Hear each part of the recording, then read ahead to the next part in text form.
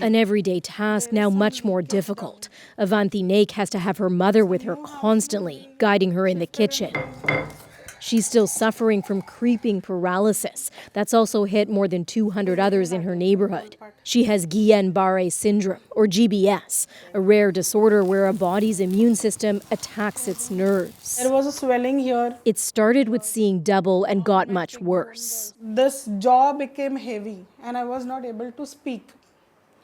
So that time I was very much worried.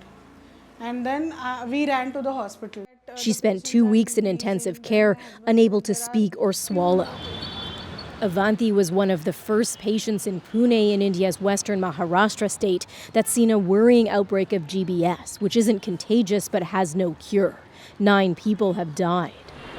Authorities quickly set up dedicated hospital beds, and with the patients all from a specific area of Pune, they started to trace the source, a pathogen known to cause GBS that officials believe came from contaminated water in a well.